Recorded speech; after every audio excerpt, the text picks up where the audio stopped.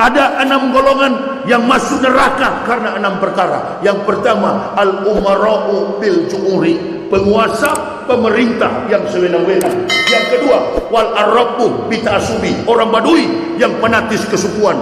Yang ketiga, wa ahlur rustaqi bil jahli, orang kampung karena bodoh. Yang keempat, wadakinu bil kibri, kepala daerah yang sombong.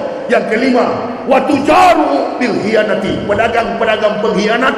Yang keenam, wal ulama'u bil hasad, ulama-ulama dengki. 6 itu gak masuk neraka. Menurut Nabi SAW, urutan paling atas al-umara'u bil ju'uri, penguasa sewenang-wenang. Sebelum lanjut, jangan lupa subscribe dulu channelnya dan nyalakan lonceng notifikasi agar tidak ketinggalan update video Islami terbaru dari channel Termometer Islam. Terima kasih sudah berkunjung. Semoga sehat selalu.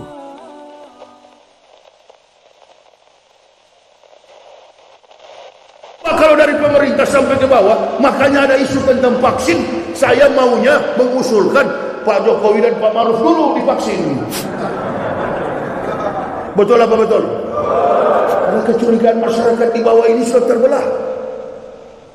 Masyarakat ada yang mau, ada yang tidak. Masyarakat jangan terlalu suuzon juga dengan pemerintah, apalagi dengan aparat. Jangan mau kita diadu domba dengan aparat. Setelah ada masalah, pejabat membuang pernyataan, yang ribut di bawah masyarakat dengan aparat. Nah ini kalau sudah begini, lihatlah, ada polisi, ada tentara. Jangan mau kita diadu domba. Baru-baru saya nonton televisi, ulama di Aceh juga barusan ditikam, barusan ditusuk. Nanti lihat ya kalau sudah dibawa dalam persidangan, gila. Saya pikir-pikir, coba nih gila-gila yang begini, pas Yahya Waloni yang ceramah, memang mantan gila juga, ketemu sama-sama gila. Kalau aku rimbas kau dengan meja ini. Ya, dia cari betul ulama-ulama yang memang lembut. Kalau mau cari-cari yang berwatak Umar bin Khattab, aku giling kita di situ. Emangnya kita takut? Kita berdakwah begini, ada beberapa pakaian sahabat yang kita kenakan. Ada yang pakai baju Umar, ada yang pakai baju Abdullah, Abu Bakar, ada yang pakai baju Utsman dan Ali. Saya dari awal masuk Islam memilih jubahnya Umar bin Khattab. Allahu Akbar. Harus begitu sekarang. Pembelahan di masyarakat begini lebar. Keyakinan masyarakat kepada pemerintah tipis. Kenapa tipis? Karena inilah sejarah pemerintah Indonesia, presiden terbaik Indonesia, Bapak Joko Widodo. Jangan bilang buruk, nanti bisa-bisa jadi tersangka seperti Gus Nur. Buset. Minum dulu ah. Alhamdulillah, ada kopi. Ana sarap kahwa. Bismillah. Kalau ada barang ini kita waktu gulung sampai tengah malam. Jangan bilang buruk. Sebut pemerintah terbaik dalam catatan sejarah pemerintahan Indonesia. Cuma ini vaksin ini kawan, amanah Rasulullah, amanah. Pak Jokowi dan Pak Maruf jadi pemimpin, duduk di tampuk kepemimpinan presiden dan wakil presiden.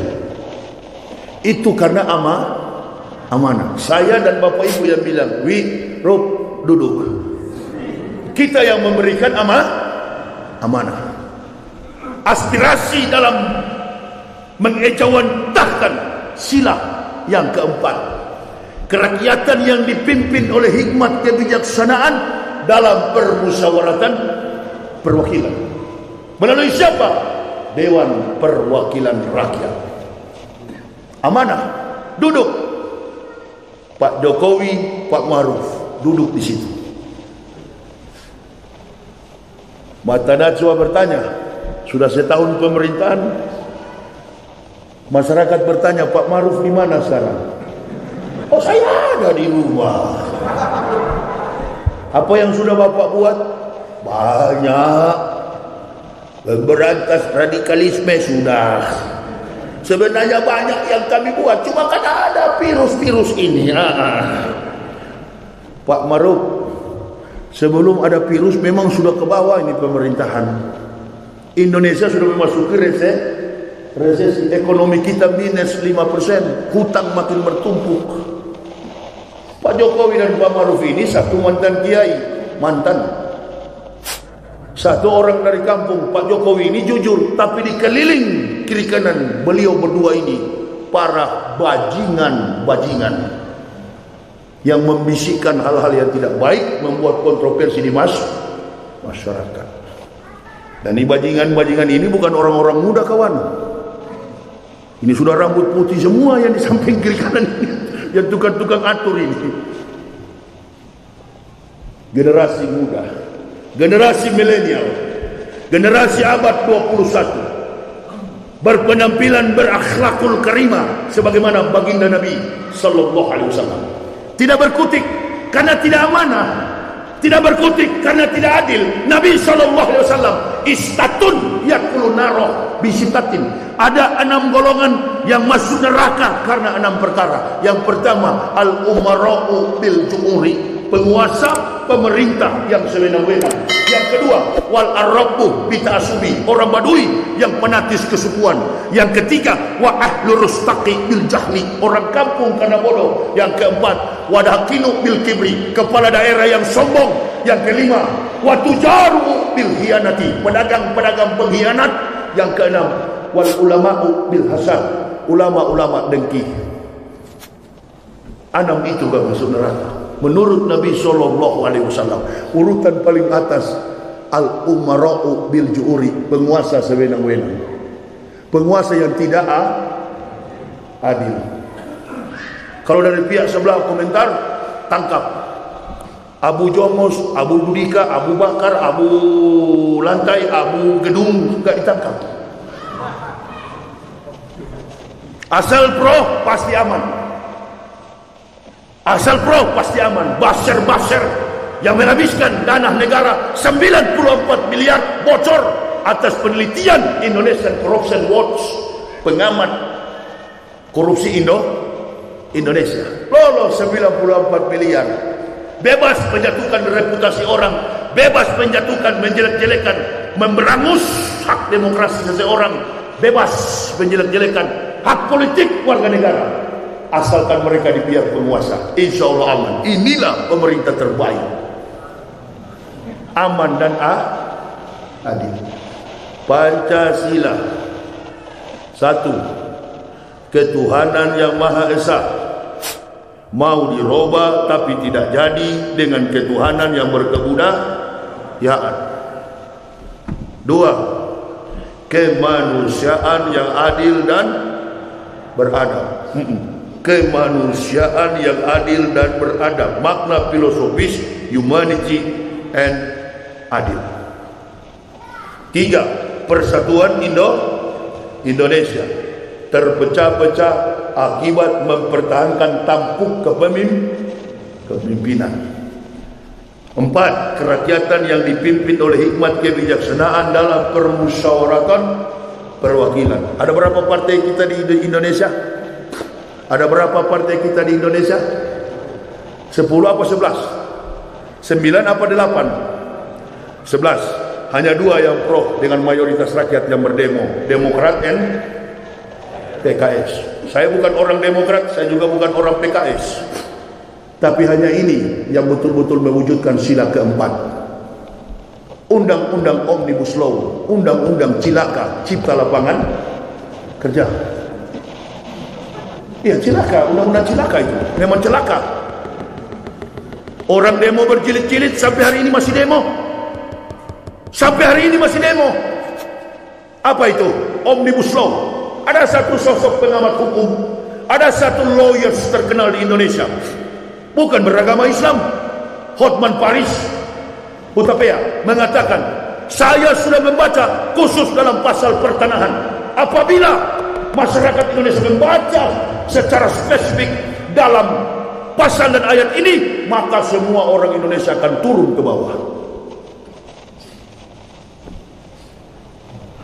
SHM, surat hak milik, 99 tahun akan dikuasai. Itu menurut pengamat. Saya bukan pengamat, hanya menambahkan kepada jemaah.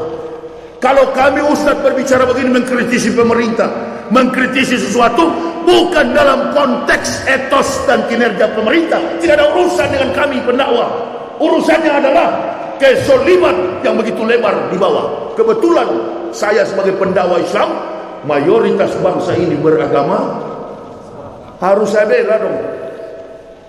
Tidak ada kepentingan mazhab, tidak ada kepentingan, tidak ada urgensi tentang mazhab dalam Islam. Saya bukan NU, saya bukan Muhammadiyah, saya bukan Naqsabandiyah, saya bukan Al-Wasliyah. Saya orang yang menegakkan Quran dan hadis. Tidak ada kepentingan itu, tidak ada tendensi itu. Demo siang malam, sudah berdemo di bawah, ada juga masyarakat yang hina-hina. Sudah kita pasrah dengan keadaan seperti ini. Tapi ingat baik-baik, penulis-penulis buku tentang PKI sudah mengatakan, Dan Aidit yang begitu licik saja, Dipo Nusantara Aidit yang begitu licik memainkan peran mempengaruhi militer saja, ketahuan pada tahun 1965 gerakan PKI. Apalagi yang sekarang ini terlalu nampak kawan, yang tusuk-tusuk ulama itu. Saya orang dari Kristen ya, bukan mau bela orang Kristen. Di dalam ajaran Kristen yang paling menentukan, kasihilah sesamamu manusia seperti dirimu sendiri. Tidak mungkin orang kafir melakukan itu. Orang Kristen gak disuruh begitu. Saya dari agama Kristen.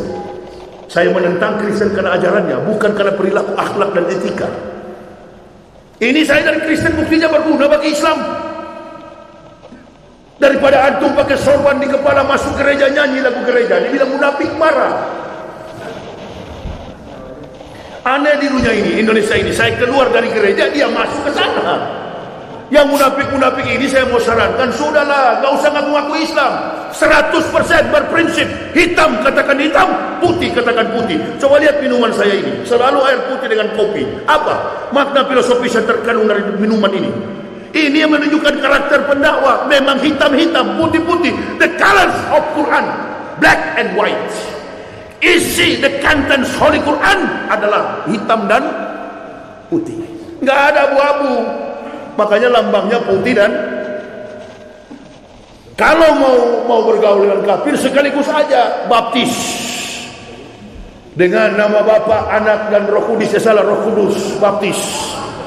Artinya keluar dari Islam. Jangan jadi separoh-separoh. Begitu juga dari kafir. Kalau mau masuk Islam, jangan separoh-separoh. Karena dalam konsep Islam, udhulu fisilmi kafah. Masuk lahir dan batin, total. Berserah kepada Allah. Supaya tidak dituduh munafik. Sekaligus saja murtad. Orang Islam bagaimana? Komentar di YouTube memang menjelek-jelekkan sama-sama Muslim. Menjelek-jelekkan para pendakwah. Melihat saudaranya di penjara senang.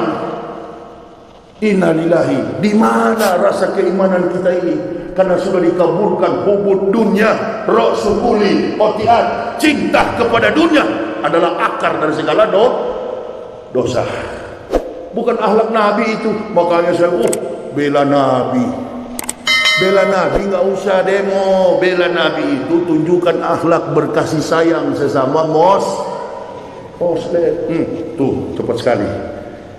Ibu-ibu nyaut di belakang itu. Ibu-ibu juga begitu sayang kepada suami. Bu ya? Itu sayang kepada pemimpin kita. Kalau saya bicara begini bukan benci kepada Pak Maruf dan Pak Jokowi. Bukan, sayang kepada beliau berdua. Bantu pemerintah. Anda tidak ada pendakwah begini. Kiwamud dunya biar baati asa. Tertibnya dunia bergantung kepada ilmi ulama, ilmu para ulama. Saya bukan ulama, saya bukan ustaz, saya orang dari kafir yang mendapat hidayah, tapi mencoba untuk menyampaikan ilmu para ulama. Kenapa? Ulama sudah sibuk berpolitik. Kan begitu teorinya. Saya mencoba menjadi ulama. Kenapa? Mengisi kekosongan. Gubernur, contoh beginilah supaya lebih mudah.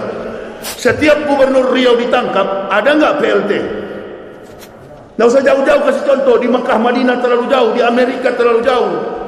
Di sini aja di Riau, setiap kali gubernur pasti sekolah, masuk pesantren, program doktoral. Di mana? Pesantren penjara. Begitu. Setiap kali ditangkap, dimasukkan ke dalam penjara, ada gubernur PLT, pelaksana tetap.